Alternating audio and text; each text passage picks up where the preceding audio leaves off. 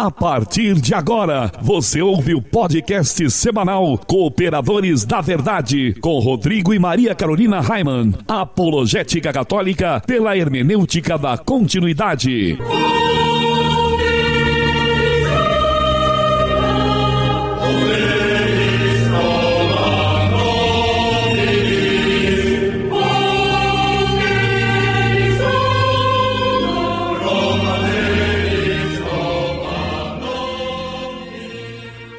Olá, amigo ouvinte, paz e bem, aqui quem vos fala é o professor Raimann e estamos começando mais um podcast semanal Cooperadores da Verdade, apologética católica pela hermenêutica da continuidade. Aqui se fala a verdade, custe o que custar, doa a quem doer. Lembrando que este programa é transmitido todas as quintas-feiras às 20 horas pela web Rádio Navegantina, radionavegantina.com.br. Todas as sextas-feiras, também às 20 horas, pela web Rádio Cristo Jovem, cristojovem.caster.fm. E todos os sábados, às 18 horas, pela web Rádio Franciscanos, radiofranciscanos.com.br. E a cooperadora de hoje, que temos a graça de receber pela primeira vez aqui nos estúdios Joseph Ratzinger, é a nossa amiga Gabriele Pacheco Ribeiro, filha da Andréia e do Chico. E a Andréia que já fez uma participação aqui conosco e que, se Deus quiser, em breve a teremos aqui novamente. Tudo bem, Gabriele? Tudo bem sim, Rodrigo. Quem também está aqui conosco é a Maria Carolina Raimann. Bem-vinda mais uma vez, meu bem. Olá, meu bem, paz e bem aos nossos irmãos que estão nos ouvindo. Um beijo, Gabi, muito obrigada por ter aceito o convite, ter vindo participar e cooperar com a verdade conosco. Com o objetivo de adquirirmos equipamentos novos para substituir os nossos que já estão bem sucateados, não é mesmo? Nós estamos fazendo uma vaquinha. Isso mesmo, basta você entrar na nossa página no Facebook, pois lá tem mais informações de como você pode contribuir com cartão de crédito ou boleto bancário. Também no nosso site. Também você vai encontrar lá o ícone para ser direcionado para a vaquinha. E em nosso momento de oração de hoje, além de todas as intenções que estão em nossos corações, nós queremos rezar por todas aquelas pessoas que já contribuíram com a nossa vaquinha online e por todas aquelas pessoas que ainda vão contribuir.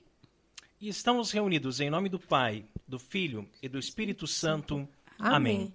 Que a graça e a paz de nosso Senhor Jesus Cristo, o amor do Pai e a força do Espírito Santo estejam sempre conosco. Bendito seja Deus que nos reuniu no amor de Cristo. Pai nosso que estais nos céus, santificado seja o vosso nome. Venha a nós o vosso reino. Seja feita a vossa vontade, assim na terra como no céu. O pão nosso de cada dia nos dai hoje. Perdoai-as as nossas ofensas, assim como nós perdoamos a quem nos tem ofendido. E não os deixeis cair em tentação, mas livrai-nos do mal. Amém. Ave Maria, cheia de graça, o Senhor é convosco. Bendita sois vós entre as mulheres, e bendito é o fruto do vosso ventre, Jesus. Santa Maria, Mãe de Deus, rogai por nós, pecadores, agora e na hora de nossa morte. Amém. Glória ao Pai, ao Filho e ao Espírito Santo, como era no princípio, agora e sempre, por todos os séculos dos séculos. Amém. Senhor, fazei de mim um instrumento de vossa paz. Onde houver ódio, que eu leve o amor. Onde houver ofensa, que eu leve o perdão. Onde houver discórdia, que eu leve a união. Onde houver dúvida, que eu leve a fé. Onde houver erro, que eu leve a verdade. Onde houver desespero, que eu leve a esperança. Onde houver tristeza, que eu leve a alegria. Onde houver trevas, que eu leve a luz. Ó Mestre, fazei que eu procure mais. Consolar, que ser consolado. Compreender, que ser compreendido. Amar, que ser amado. Pois é dando que se recebe. Perdoando, que se é perdoado. E é morrendo que se vive para a vida eterna. Amém. Cooperadores da Verdade é um podcast semanal que você pode ouvir em nossa página no Facebook ou ainda no nosso site, que está uma beleza, viu? cooperadoresdaverdade.com. O programa é apresentado por mim e pela minha belíssima esposa Maria Carolina. E esporadicamente contamos com a participação de um ilustre colaborador da Verdade. Hoje, no caso, a nossa amiga Gabriele. O programa é transmitido por 3 web rádios, como eu já falei lá no início. E se você que está nos ouvindo agora também tem uma web rádio e deseja transmitir o nosso programa, nem precisa pedir autorização, viu? É só tocar o terror, pois o nosso objetivo é evangelizar. E quanto mais pessoas forem alcançadas, melhor. Seria interessante apenas mandar uma mensagem para nós. E como faz para mandar uma mensagem, Gabriele? Olha, pode ser lá na página do Facebook, facebook.com/Os Cooperadores da Verdade, ou no e-mail, contato@cooperadoresdaverdade.com. E assim podemos divulgar o horário e o dia da transmissão. E em nossa página no Twitter, você pode deixar a sua sugestão ou crítica e também o seu pedido de oração. O endereço é @coop_verdade.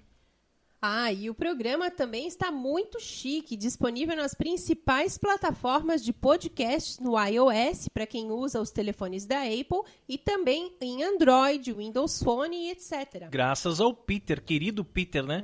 Que manja dos paranauês. E no quadro A Vida dos Santos, nós estamos estudando a vida dos santos padres. Este estudo também é conhecido como patrística. Os padres da igreja foram influentes teólogos, professores e mestres cristãos e importantes bispos. Seus trabalhos acadêmicos foram utilizados como precedentes doutrinários nos séculos subsequentes. Os padres da igreja são classificados entre o século II e VII. No último programa, nós falamos de Melitão de Sardes, o eunuco. A vida dos santos.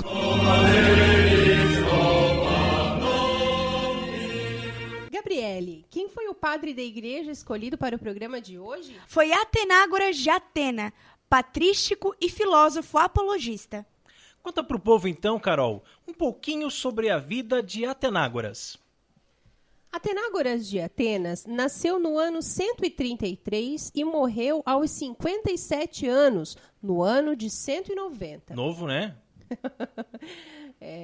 Viveu nos fins do século II, depois de Cristo.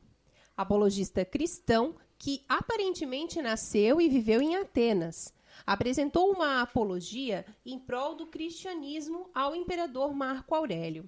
Ali, ele defende o cristianismo e em suas práticas e ataca as religiões pagãs, sobretudo quanto ao politeísmo.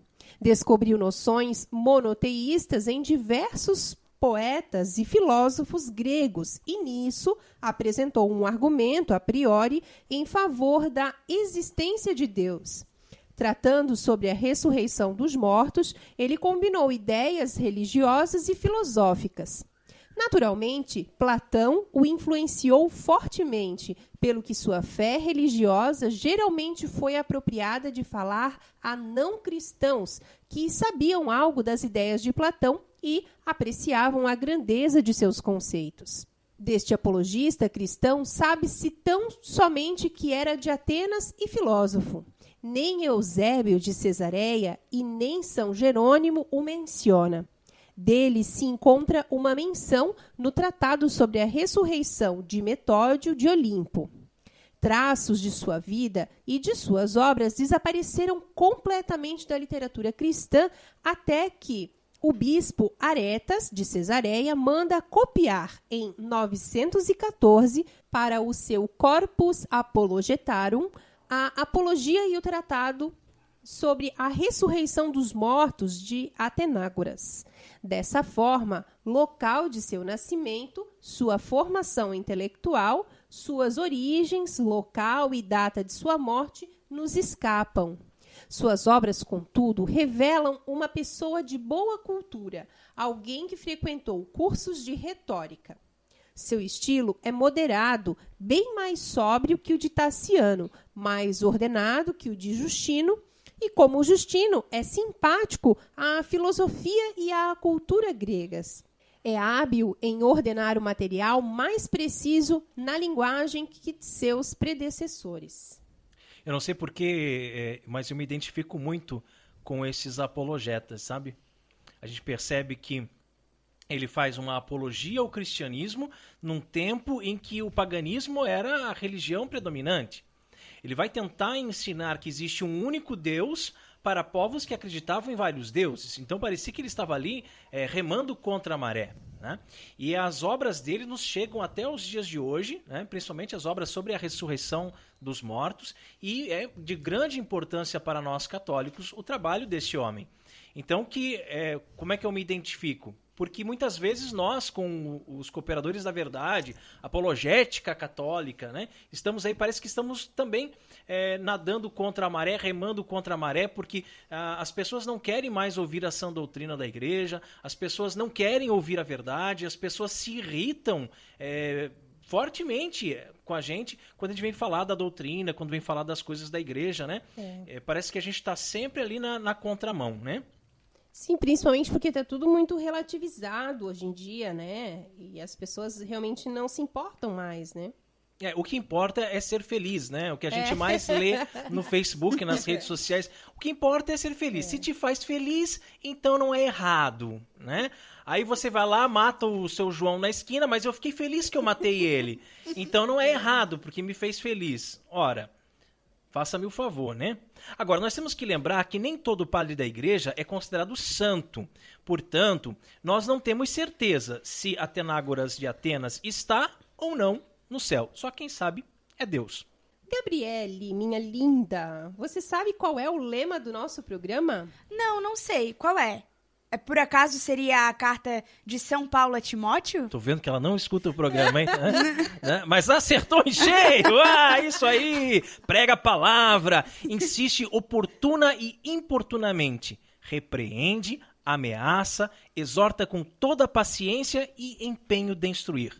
Porque virá tempo em que os homens já não suportarão a sã doutrina da salvação. Estamos tentando, né? Sim, e sem desanimar, embora venham ventos contrários, como dizia Santa Paulina. Sim. Jesus é a palavra de Deus, ele é o verbo encarnado. A Bíblia até contém a palavra escrita de Deus, mas a palavra de fato é Jesus, o verbo de Deus que veio armar sua tenda entre nós. E neste quadro, iremos sempre meditar sobre uma passagem bíblica que pode ser tanto do Antigo como do Novo Testamento. A palavra escrita de Deus.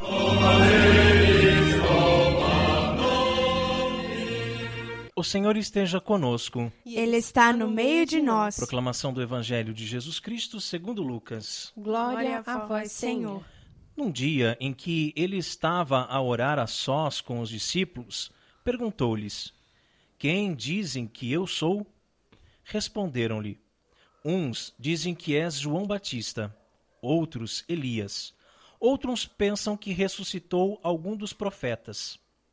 Perguntou-lhes então: E vós, quem dizeis que eu sou? Pedro respondeu: O Cristo de Deus.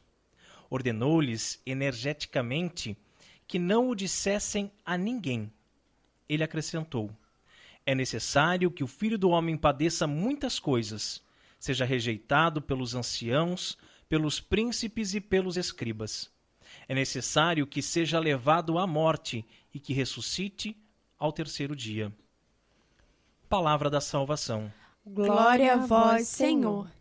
O evangelho de hoje nos narra a famosa confissão de São Pedro, relatada pelos 3 evangelhos sinóticos. Esta passagem, na pena de São Lucas, a parte sua extraordinária brevidade, realça um dado não menos curioso quanto importante.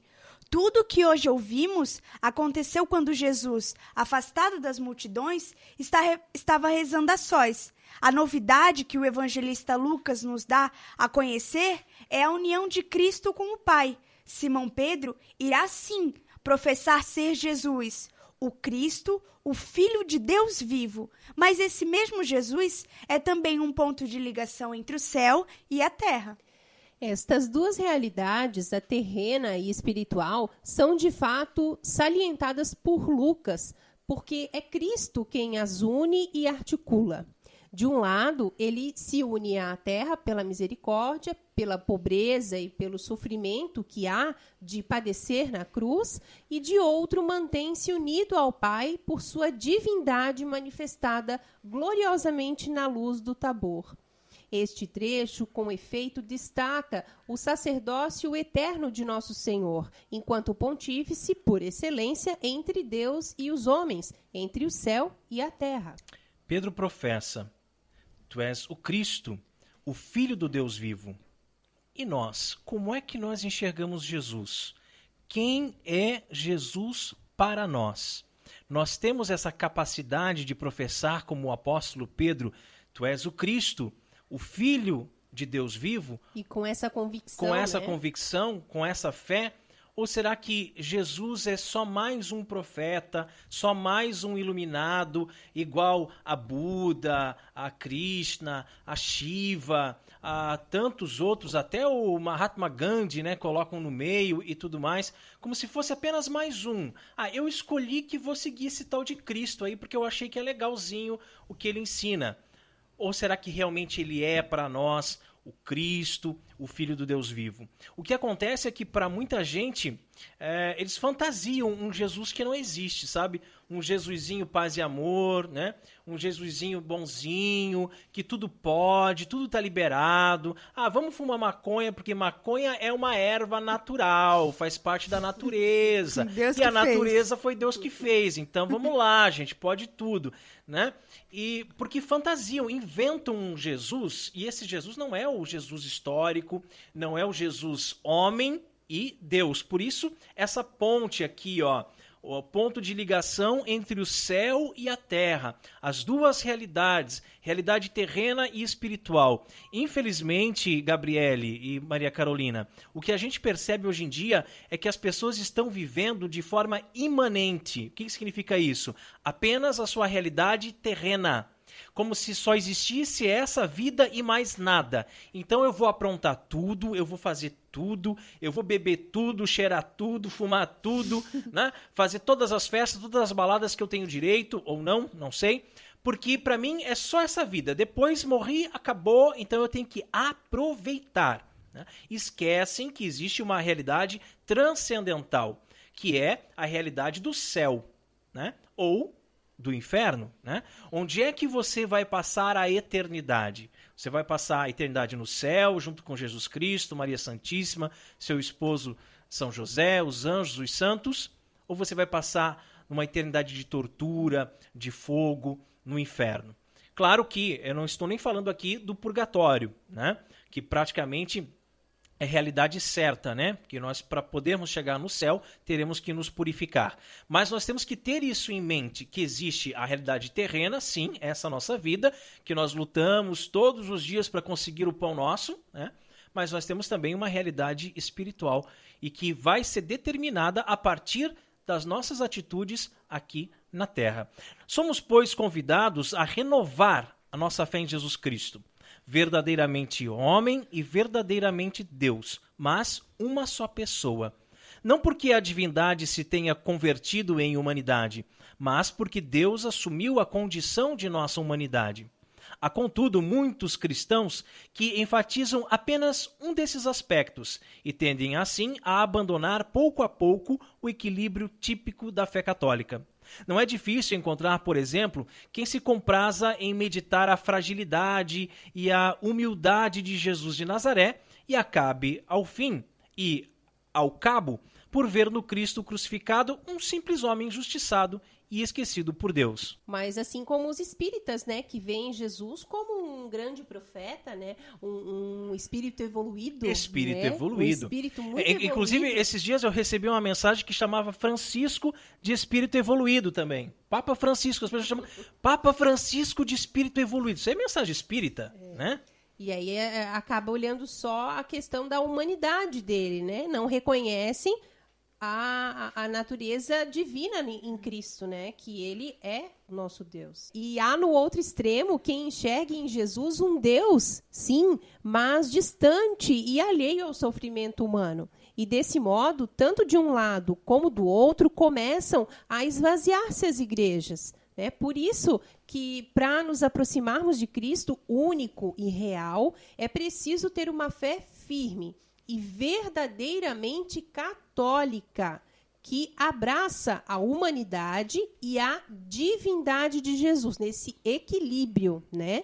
Que, por sua vez, une a terra ao reino dos céus.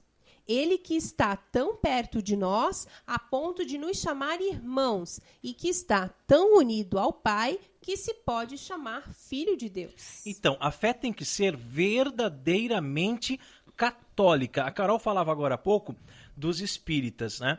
Quando você começa a debater com o espírita, geralmente ele vai dizer assim, mas nós somos cristãos, nós acreditamos em Jesus, nós lemos a Bíblia, nós seguimos os ensinamentos de Jesus. Ora, para ser cristão é necessário pelo menos 2 coisas, 2 pontos fundamentais. Primeiro, acreditar que Jesus é Deus, né?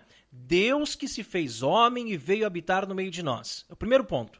Segundo ponto, acreditar que Jesus ressuscitou dos mortos, ou seja, ele morreu de verdade e ele voltou a viver de verdade. Nenhuma dessas coisas os espíritas acreditam, né? Então já quebra por aí esse negócio de se chamar de cristão. Não, eu gosto de Jesus, eu sou amiguinho de Jesus, mas cristão, não.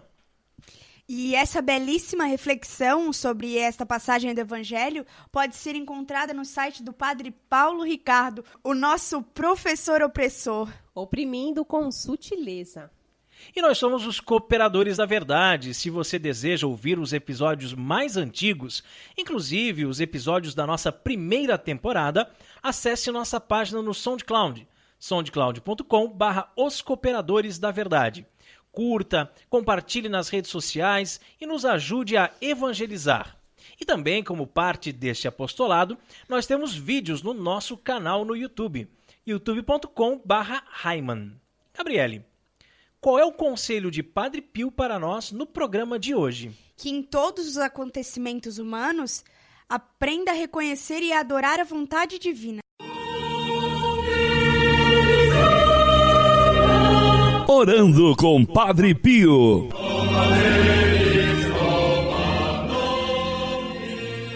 No Evangelho escrito por Marcos, capítulo 3, versículo 35, Jesus diz: quem faz a vontade de Deus, este é meu irmão, minha irmã e minha mãe. Mas como saber qual é a vontade de Deus? Como saber se o que eu estou fazendo hoje em minha vida é o que Deus quer de mim?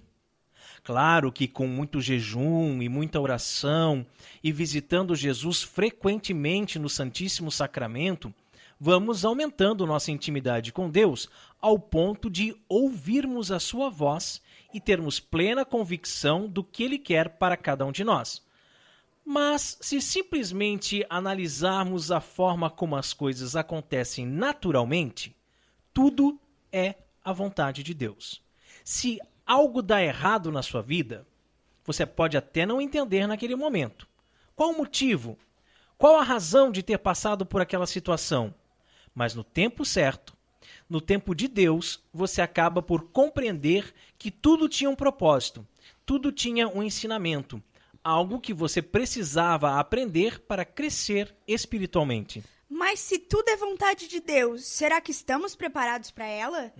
Será que às vezes não nos revoltamos contra a vontade de Deus porque, de fato, preferíamos que a nossa vontade fosse feita? Me diz, Gabriele, o que você acha? Me diz, Carol. Diz para nós, Heimann. É complicado, né? É bem difícil. Por exemplo, eu estou passando por uma situação de desemprego, né? Não esperava que isso fosse acontecer na minha vida. Eu achava assim que, estou em emprego garantido, nunca mais vou ficar desempregado, né? Aos 40 anos, sem experiência em outra área, e agora estou desempregado vendendo pão, né? Graças a Deus, está vendendo gostoso. Bem, né? Então, o que acontece? A minha inteligência, a minha incapacidade, né, de conseguir sondar, entender os pensamentos de Deus, a vontade de Deus. Então, quer dizer, eu digo assim, eu sou muito burrinho, porque eu estou vivendo essa situação agora e eu sei, lá no fundo eu sei que Deus tem um plano muito maior para a minha vida. Eu sei que de todo mal Deus tira um bem maior. Eu sei que Ele está preparando alguma coisa muito boa para nós. mas eu não consigo entender ainda o que é. E se você não entregar totalmente a vontade de Deus, não se entregar, se abandonar nas mãos de Deus, você fica louco, né? Só pensando, mas por que está dando tudo errado? Por que as coisas não dão certo? Por que aconteceu isso comigo? Né? Então a gente tem que realmente se abandonar à vontade do Senhor. E o que diz Padre Pio sobre isso, Carol? Padre Pio diz que em tudo precisamos reconhecer a vontade de Deus. É difícil. Como né? Muito difícil. Principalmente quando essa vontade de Deus acarreta em perdas, né? Você ficou desempregado, por exemplo. Como eu. Era a vontade de Deus. Mas é difícil entender. É difícil você entender isso. Pois você não queria sair daquela empresa, né? Você tem contas para pagar. E os juros estão correndo solto aí, né? Infelizmente, E somente muito mais tarde você percebeu que Deus te queria trabalhando em outro lugar, exercendo outro papel. A namorada te abandonou, né, sem grandes explicações, e você não entendeu nada, ficou perdido, desolado, coitado, né, achando que era o único amor da sua vida. Como aceitar, né, que todo aquele sofrimento era a vontade de Deus? Somente muito tempo depois você percebeu que ela não era a pessoa certa para você e que Deus tinha reservado alguém especial para estar ao seu lado. Daí hoje você pode dizer assim, graças a Deus, o Senhor me livrou daquela pessoa que eu não era para ser mesmo, né?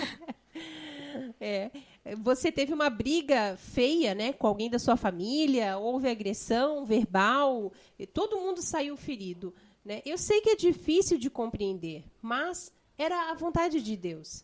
Depois da briga, veio a reconciliação. Mesmo que demore, né? E se ainda não veio, né, tenha fé. Virá. E com ela, muitos pontos que estavam pendentes também foram resolvidos. Talvez, se a briga não tivesse acontecido, também nunca teria sido aberta uma porta para o diálogo posterior. E quando se trata da perda de um ente querido, então, né? Como explicar que era a vontade de Deus? Como aceitar, né? A Gabriele fez uma pergunta ali que me tocou bastante quando ela fala assim, será que estamos preparados para ela? Né? Será que nós estamos preparados para a vontade de Deus? E é assim que às vezes eu me sinto, sabe? Poxa, mas eu queria tanto que fosse do meu jeito, sabe? Às vezes eu acho que eu não estou preparada. Às vezes eu me pego pensando nisso, né? E quando fala aqui principalmente dessa parte da perda de um ente querido, né? Então, nós estamos numa idade, a Carol e eu, que nós começamos a perder os avós, né? Aí morreu minha avó, por parte de mãe, aí morreu o meu avô por parte de pai, aí morreu a avó da Carol, aí o meu avô já está bem velhinho, bem doentinho, agora ele está aqui na casa da minha mãe, daqui a pouco eu quero dar uma passadinha lá para dar um abraço nele, porque eu sei que daqui a pouco ele vai também. Então a gente está na fase de perder os avós, e daqui a pouco... Né? A Carol já está com os olhos cheios de lágrima aqui. Né? Desculpa. Né? Daqui a pouco vai ser a fase de perder os pais. Né? E tudo isso faz parte, mas a gente não está perdendo, a gente está ganhando almas para Deus. Então a gente tem que se preocupar com os nossos entes queridos, se eles estão no caminho certo, se eles estão no caminho da verdade, se eles estão no caminho de Deus, para que as almas não se percam, porque a gente vai se encontrar, né? E a gente vai se encontrar no céu. Bem, existem mistérios que são insondáveis, coisas que são incompreensíveis para nós e que talvez só saibamos os porquês quando chegarmos nos céus. Mas Padre Pio nos pede que, além de reconhecermos, além de aceitarmos em todos os acontecimentos humanos a vontade de Deus, ele pede para que adoremos a vontade de Deus. Porque a vontade de Deus, certamente, sem sombra de dúvida, é o melhor para a nossa vida. Que assim seja. Amém. Orando com Padre Pio conta com o apoio de Feller Contabilidade, do nosso amigo Diácono Vital. A Feller Contabilidade fica na Rua Aldílio Garcia, número 479. Nesta você pode confiar. Atendimento de segunda a sexta-feira, das 8 ao meio-dia e das 13h30 às 17h30. Telefone 3346-2333. fellercontabilidade@matrix.com.br. Em frente à Secretaria da Paróquia São Cristóvão de Itajaí, Santa Catarina. Feller Contabilidade, a sua empresa nas mãos certas. E se você também gostaria de anunciar a sua empresa no programa Cooperadores da Verdade, entre em contato conosco através da nossa página no Facebook e ajude-nos a evangelizar. E você também pode fazer a sua doação de qualquer valor para nos ajudar e melhorar o nosso equipamento e manter este programa no ar. O banco é Caixa Econômica Federal, agência 1879, operação 001, conta corrente 10610, dígito 1. Deus abençoe você. E quando a gente fala qualquer valor, às vezes as pessoas pensam assim, eu não vou ajudar porque é muito pouquinho, isso não vai fazer diferença. Faz uma diferença grande, sim. Né? Se você pode transferir para nós R$1, né, para ajudar a comprar os equipamentos, esse R$1 vai ser muito bem-vindo. Né? Não espere juntar 100, juntar 200 para fazer a transferência. R$1, né? Com R$1 do irmão, com do outro irmão, a gente vai conseguir comprar os equipamentos e vai conseguir melhorando o estúdio. E agora, nós chegamos a um quadro que eu gosto muito aqui nos Cooperadores da Verdade, que é quando meditamos sobre São Francisco de Assis, o nosso santinho querido. Quantos belíssimos exemplos da vida deste santo podemos transpor para o nosso dia a dia, não é mesmo? Fontes Franciscanas.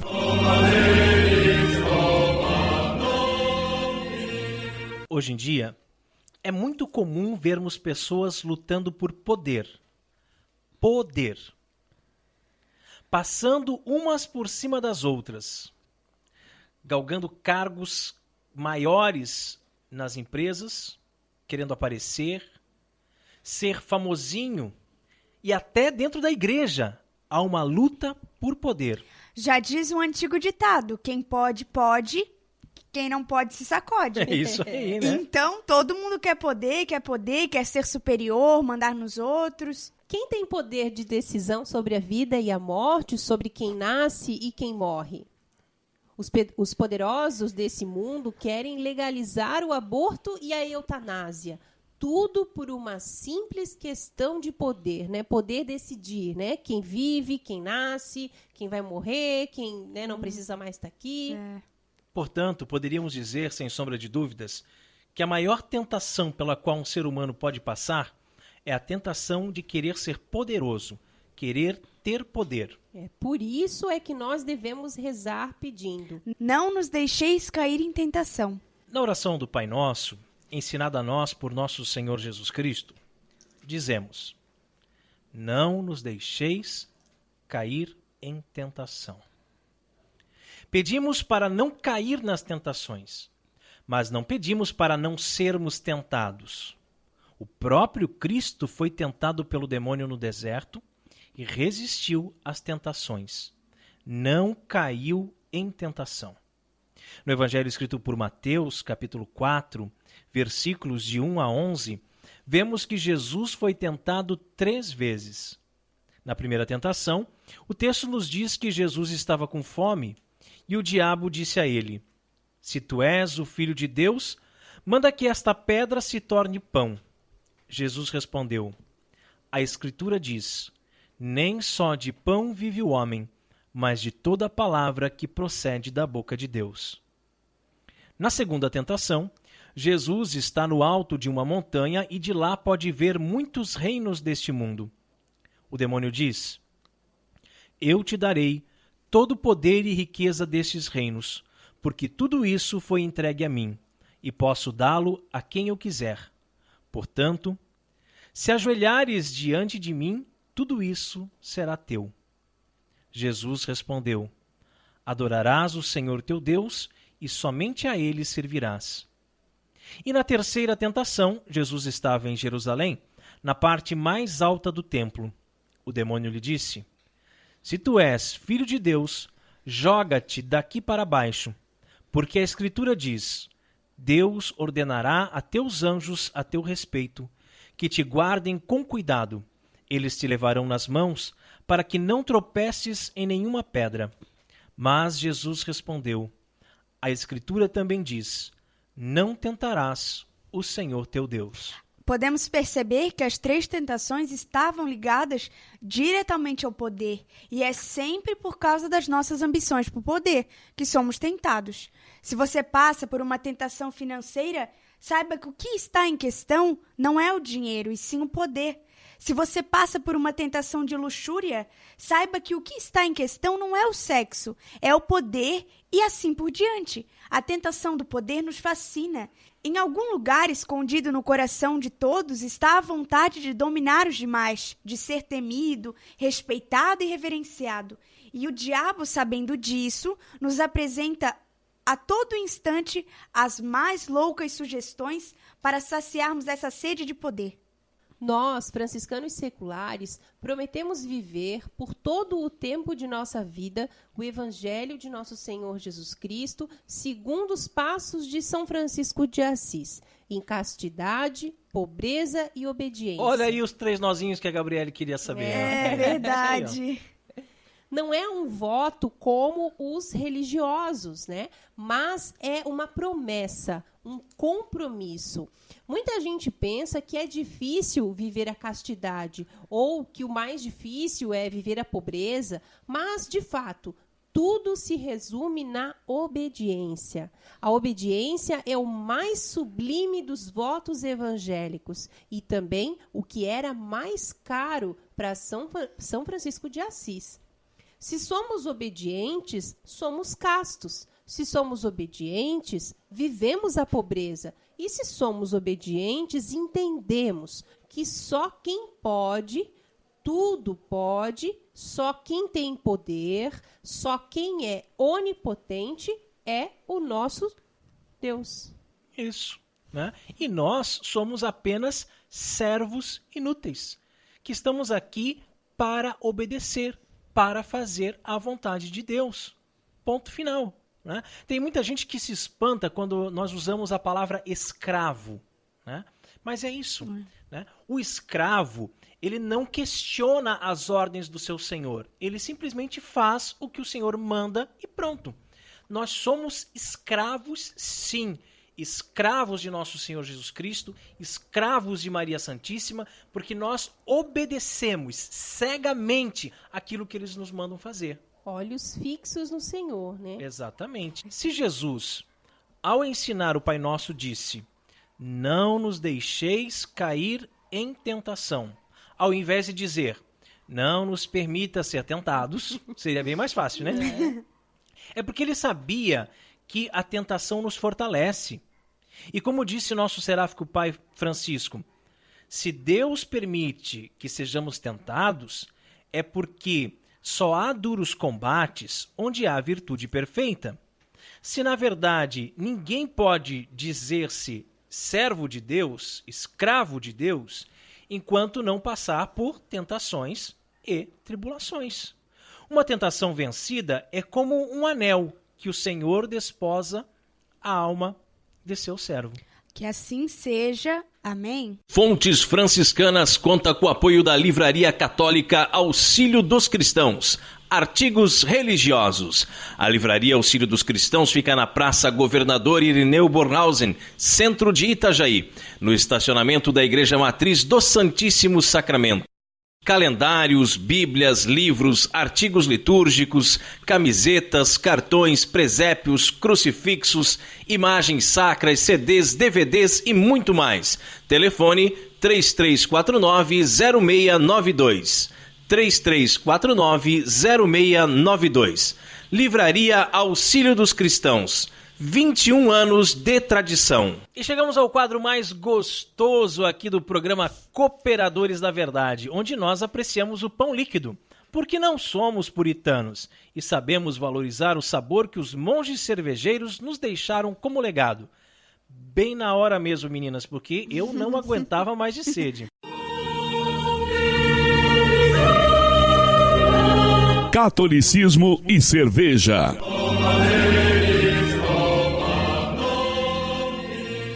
Oremos. Abençoai, Senhor, esta criatura cerveja, que da riqueza do grão vos dignastes produzir, para que seja remédio salutar ao gênero humano.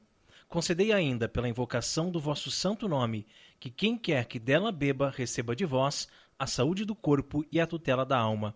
Por Cristo nosso Senhor. Amém. E a cerveja de hoje é uma Zinc Hefeweizen. As cervejas especiais Zinc começou como a maioria das cervejas atuais na panela e na garagem. As primeiras experiências e brasagens foram ao final do ano de 2013 na garagem do Arthur e na de outros colegas que já faziam cerveja. No início de 2014, foi fundado o Grupo de Cervejeiros Artesanais de Pomerode. Olha que legal, hein? Ou Cervejeiros Pomeranos, que buscam o aperfeiçoamento dos integrantes na arte de produzir sua própria cerveja, como também disseminar este conhecimento através de cursos, encontros e outros eventos. Então, como nós já falamos, o tipo é uma Hefeweizen, o percentual alcoólico é de 5,2%, a temperatura de serviço está entre 4 e 6 graus e o IBU, que é o amargor dela, é 14. Então, é uma cerveja bem leve, não é muito amarga. Por ser conhecida como a cidade mais alemã do Brasil, Pomerode não poderia ficar sem uma cerveja típica da Baviera, região sul da Alemanha. Possui uma combinação de maltes de cevada, tá aí, ó, Gabriele, o malte da cevada, sim, né, que é o ingrediente do nosso pão que a gente está fazendo, e o trigo. É refrescante, não filtrada e melhor apreciada quando jovem e fresca. Os ingredientes são água, malte de cevada, malte de trigo, lúpulo e levedura. Isso mesmo, que legal, né? Então está dentro da lei da pureza alemã de Heinz 1516. Heinz Radgebot, isso Bem. mesmo. A harmonização com linguiça branca, a Weisswurst, pretzel, pratos leves, saladas, peixes, frutos do mar e culinária japonesa. Olha só. Que bacana, Se a né? gente tivesse um sushi, hein, Gabi, o Ai, que tu coisa acha? boa. Agora na quaresma, né? Então a gente esquece a linguiça branca, né?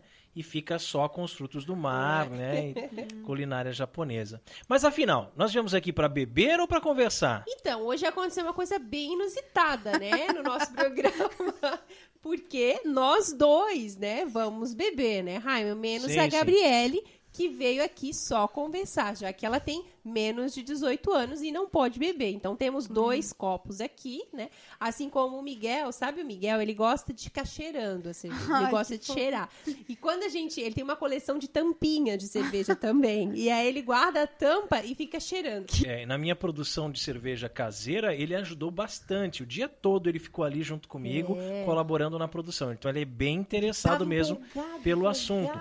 Só que, eu já falei pra ele, só vai beber quando tiver 18 anos. Isso né? mesmo. O cheiro você pode sentir, mas beber só quando tiver 18. Não, nem um golinho, nada. Nada. Só o cheiro mesmo. E também porque ele gosta, né, de toda essa questão, assim, de estar envolvido. Muito bacana. Ein Prosit. Der Gemütlichkeit. Muito boa mesmo, hein? O que é esse gosto no final? Que delícia! É uma cerveja leve, de trigo. Nossa, muito mas boa. De fato, ela tem um fundo mais cítrico, né? Você percebeu? O retrogosto que ela deixa não é amargo, assim, né? Tem um gosto cítrico mesmo no final dela. Mas muito gostosa mesmo. Muito boa, muito boa. Uma cerveja clara, né? Muito legal, bem gostosa mesmo. E se você produz cervejas artesanais e gostaria de ter a sua cerveja degustada aqui no programa Cooperadores da Verdade, entre em contato conosco. Catolicismo e Cerveja conta com o apoio da Beer House Cervejas Especiais. Empório especializado em cervejas nacionais e importadas, com agradável espaço para degustação e inúmeras opções para presentes. Produtos para harmonização, copos, taças, kits e cestas e, é claro, muita cerveja.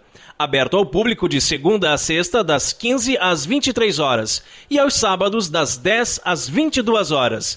A nossa missão é trazer o universo cervejeiro cada vez mais próximo dos apreciadores dessa bebida inigualável. A Beer House está situada na Avenida Coronel Marcos Conder, número 950, Sala Térrea, Centro, Itajaí, Santa Catarina. beerhousemkt@gmail.com. Fone 3045-5821.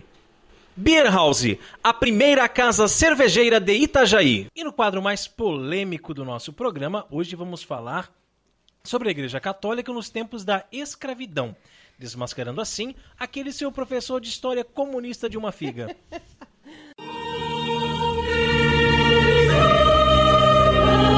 A hora da treta.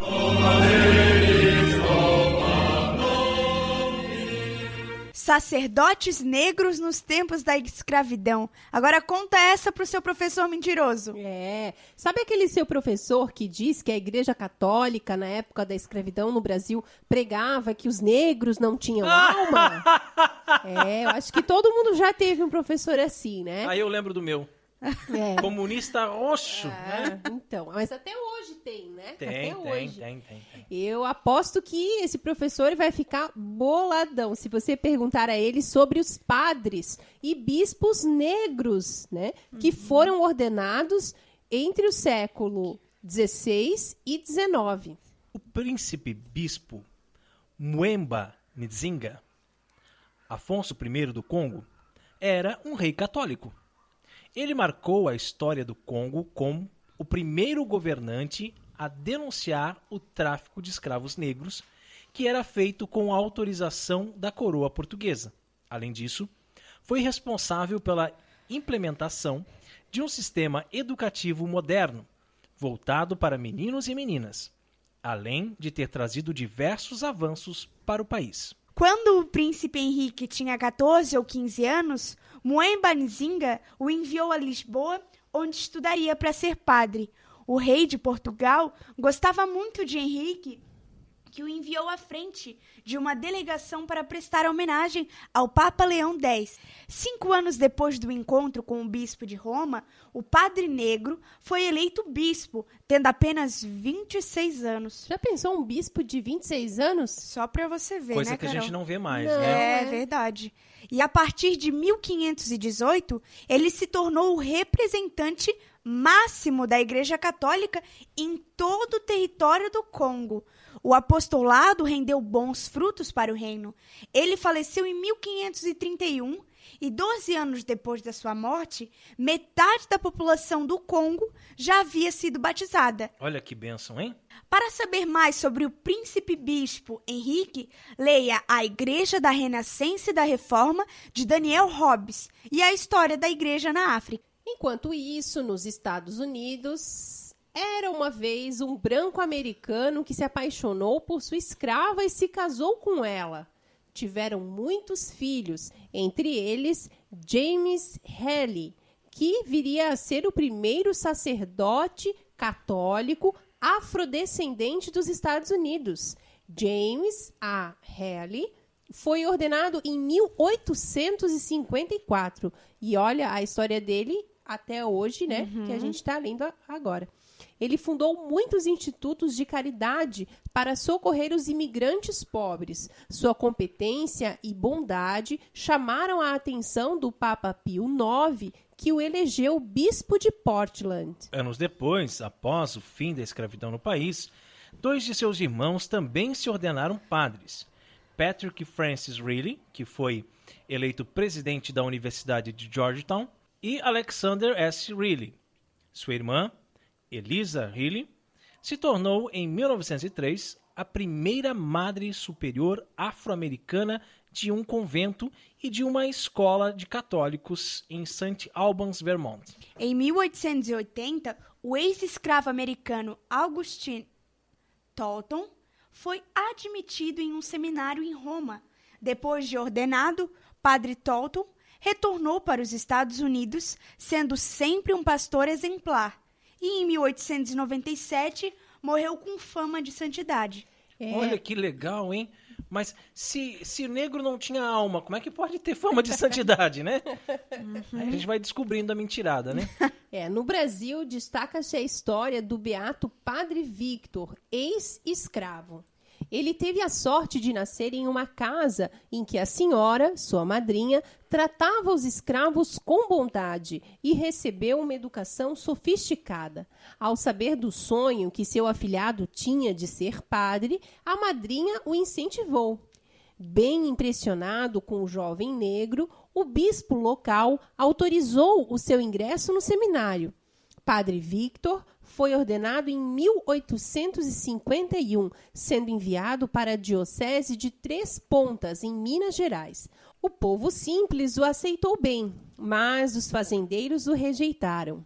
Foram muitas as ofensas, mas tão grande era a sua santidade que, com o tempo, o beato conquistou até mesmo aqueles que antes o perseguiam. Por que tão poucos clérigos negros? Os padres negros, na época da escravidão negra, eram numerosos? Não. Isso se deve a diversos fatores principais alheios à vontade da Igreja. As limitações impostas pelo sistema escravista, já que um proprietário dificilmente liberaria um escravo para que entrasse no seminário, como foi o caso do Padre Vítor, na África.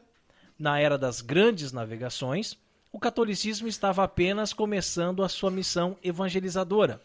A fé católica no continente ainda não havia amadurecido e se organizado o suficiente para gerar membros numerosos para o clero. Então a gente percebe que os fatores que levam a um número pequeno de padres negros na época da escravidão não era porque a igreja não queria que eles se tornassem padres, mas eram dificuldades que eles mesmos tinham, cada um na sua região, no seu país.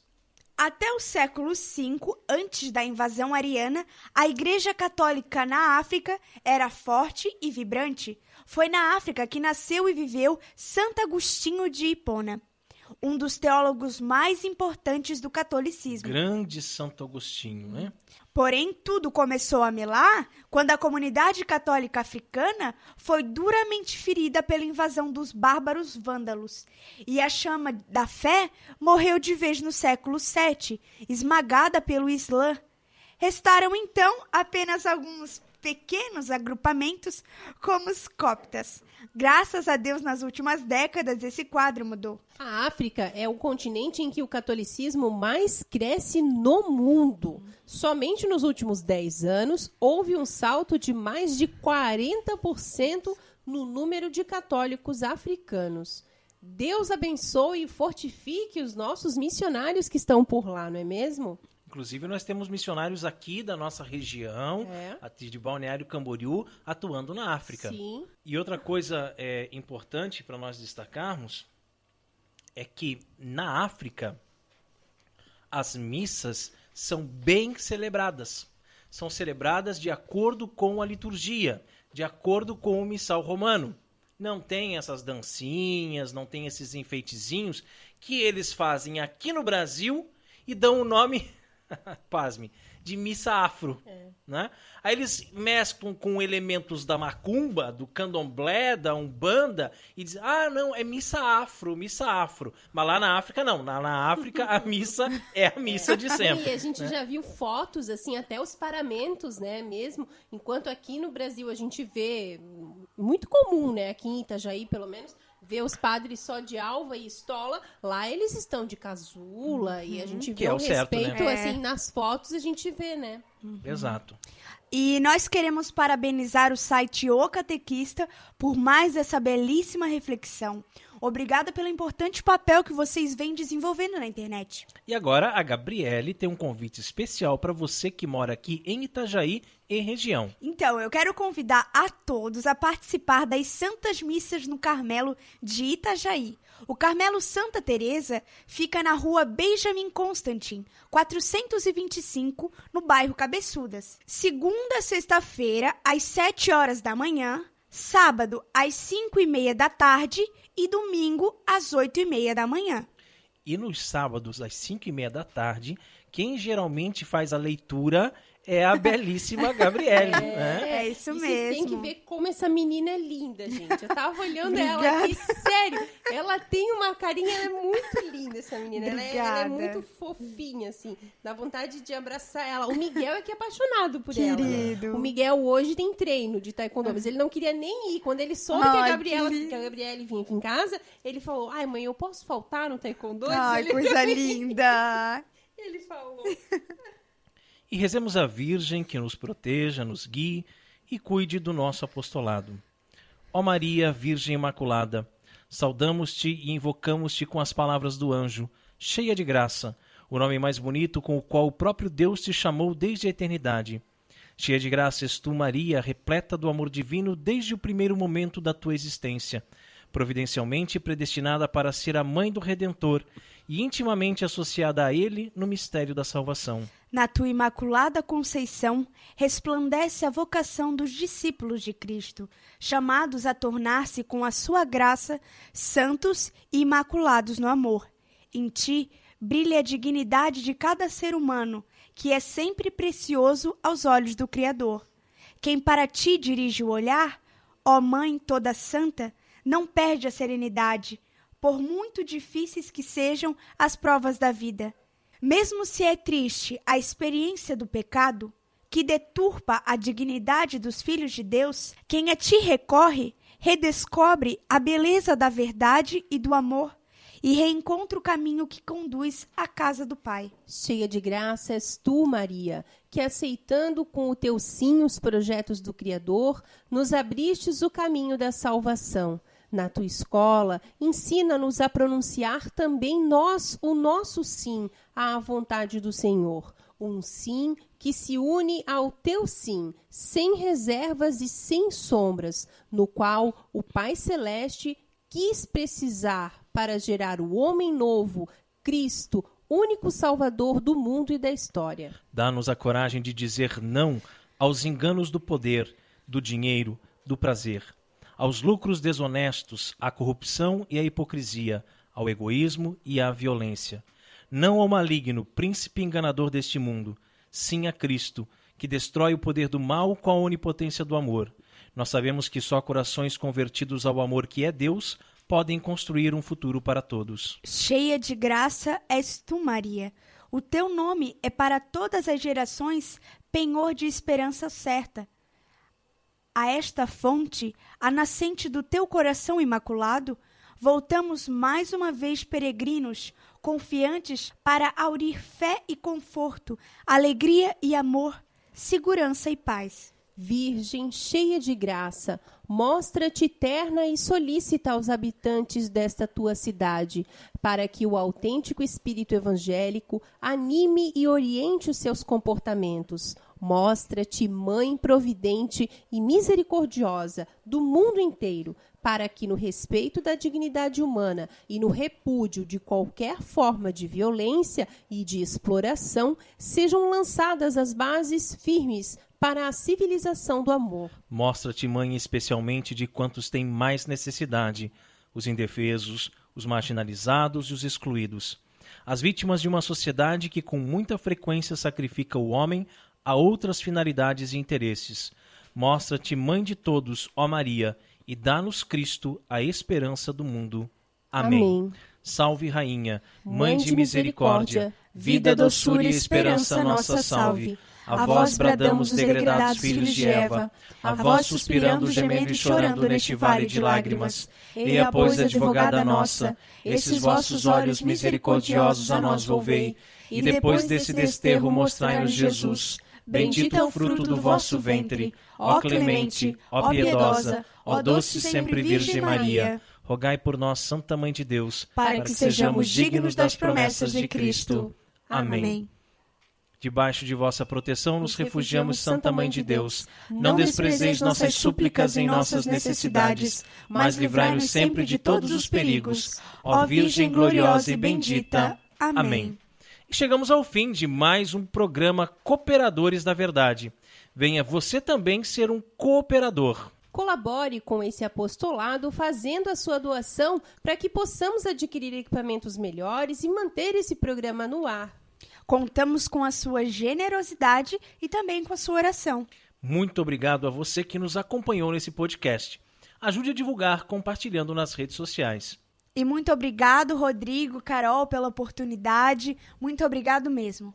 Obrigada. A gente, que agradece, Gabriele, por você ter vindo, ter dado o seu sim aqui com a gente, Um grande abraço aos nossos irmãos que nos acompanharam nesse podcast. Salve Maria!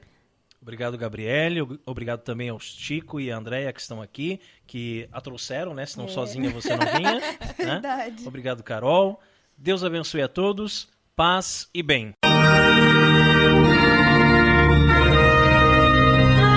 Você ouviu Cooperadores da Verdade, com Rodrigo e Maria Carolina Raimann. Apologética católica pela hermenêutica da continuidade.